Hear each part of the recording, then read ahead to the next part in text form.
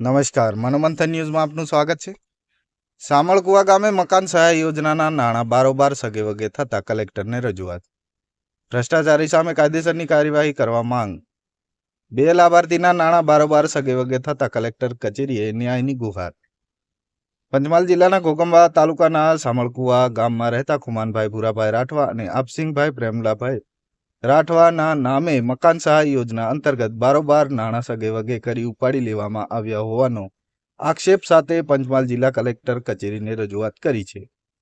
પ્રાપ્ત અહેવાલ અનુસાર ગોધરા મદદ આદિજાતિ વિકાસની કચેરી દ્વારા તારીખ 28/1/2025ના રોજ મકાન સહાય યોજના હેઠળ 2015-2016માં સહાય આપવામાં આવી હતી। તે અંગેની નોટિસ ખુમાનભાઈ તેમજ આપસિંગભાઈ રાઠવાને મળતા તેઓ આશ્ચર્યચકિત થઈ ગયા હતા।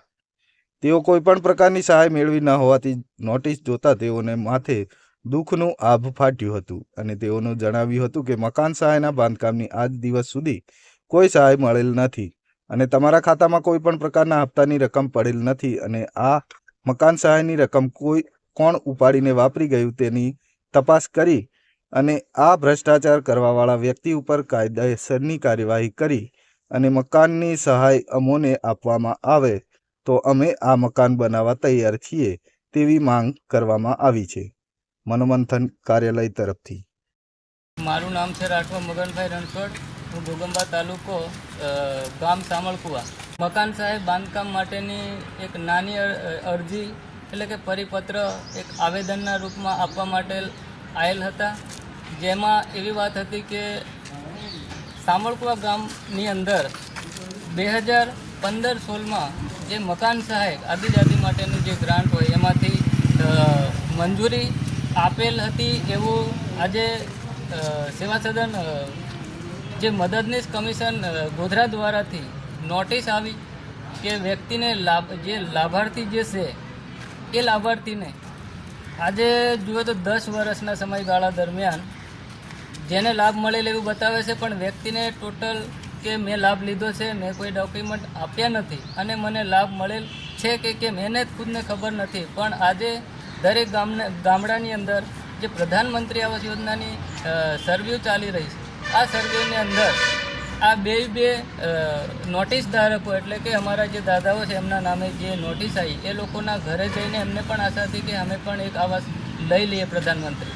તો સર્વ્યુ કરવા માટે જે કંઈ વ્યક્તિઓ આવ્યા એમની પાસે સર્વ્યુ કરાયા એની બાદ 3-4 દિવસમાં જિલ્લામાંથી નોટિસ આવી કે તમે તો તમારું મકાન લીધેલ છે, તમે લાભ લીધેલો છે, એ લાભ પૂરો નહીં કરેલ અને નહીં કરેલ બદલ એટલો એની સાબિતી એવી થાય કે તમને કોઈ મકાન જોઈતું નથી। પણ એકચ્યુઅલી એવું છે કે આ વ્યક્તિઓને પોતાને જ ખબર નથી કે મેં લાભ લીધો છે। હવે કોઈ કે એમાં જે 70,000ની સહાય સરકારે આપી છે એમાંથી એક હપ્તો એટલે કે 17,500નો પ્રથમ હપ્તો લાભાર્થીઓના ખાતામાં જમા થઈ ચૂકેલ છે।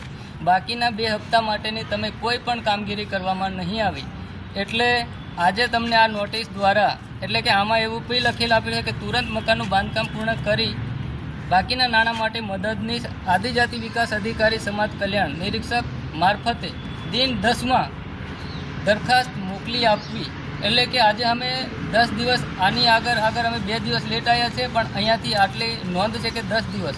હવે આમ કરવામાં જો કસૂર થશે તો તમારે સહાયની જરૂર નથી તેમ માની તમને અગાઉ ચૂકવેલ પ્રથમ હપ્તા પેઠે નાણાં એટલે કે રેવન્યુ રાહે વસૂલ કરવાની કાર્યવાહી હાથ ધરવામાં આવે। એટલે કે અમારા ગરીબ અભણ માણસ માટે આ જે શબ્દ જે લાગ્યો રેવન્યુ રાહે ભરવાની રકમ એ ભારે પડી જાય છે।